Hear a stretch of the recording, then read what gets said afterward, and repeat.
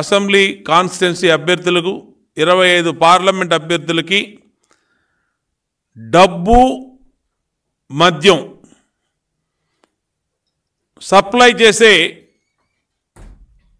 బాధ్యతని చిత్తూరు ఎస్పీ రిష్యంత్ రెడ్డి మీద పెట్టారు. అంటే ఇతను ఐపీఎస్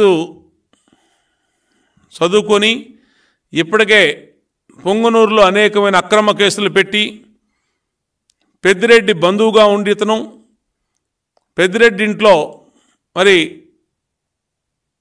పాలేరులాగా పనిచేస్తూ ఇష్టారీతిన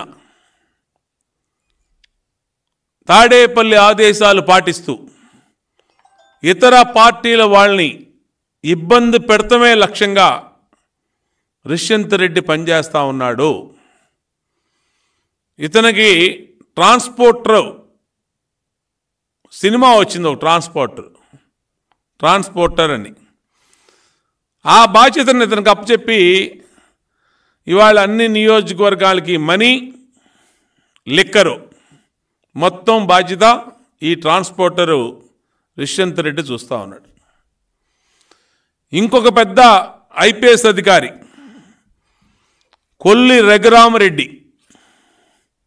ఈ Kolli Raghuramareddy vigilance and enforcement ఐజీగా ఉంటూ తెలుగుదేశం పార్టీ నాయకుల మీద నారాయణ గారు కానీ, పత్తిపాటి పుల్లారావు కానీ, ఇంకా అనేక మంది మాజీ మంత్రులు కానీ, ఆఖరికి చంద్రబాబు నాయుడు గారిని అర్ధరాత్రి 1 గంటకి అక్రమంగా అరెస్ట్ చేసిన గనుడు ఈ కొల్లి రఘురామరెడ్డి. ఇతనికి ఉన్నటువంటి పవర్స్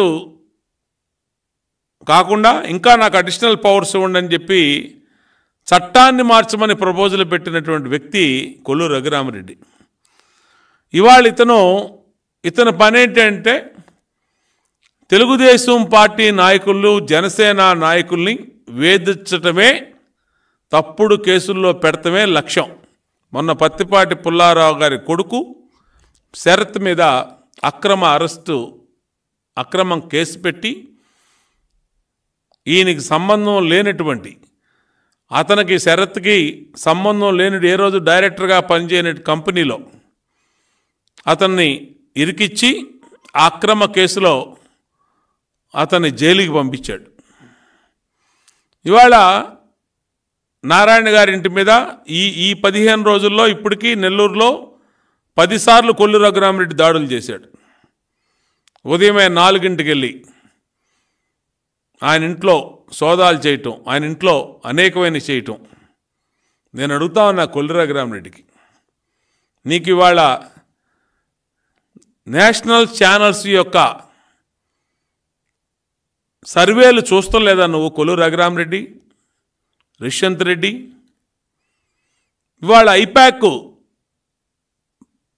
ప్రశాంత్ కిషోర్ చెప్తా ఉన్నాడు వైసీపీ ఘోరంగా ఓడిపోతుందని. అయినా సరే మీరు ఇంత బరితెగించి జగన్మోహన్ రెడ్డి ఆదేశాలు, తాడేపల్లి ఆదేశాలు, సజ్జల రామకృష్ణారెడ్డి ఆదేశాలు, పెద్దిరెడ్డి ఆదేశాలు, విజయసాయిరెడ్డి ఆదేశాలు, వైవి సుబ్బారెడ్డి ఆదేశాలు పాటిస్తూ చేస్తున్నారంటే ఏంటిది? కుళ్ళు రాజకీయాలు, తప్పుడు పనులతో వైసీపీ ఎన్నికల్లో గెలవాలని చూస్తుంది. దానికి సాక్ష్యాలు, రుజువులు పూర్తిగా కనబడతా ఉన్నాయి. దీని మీదే వీళ్ళని విడిచిపెట్టే ప్రసక్తి లేదు.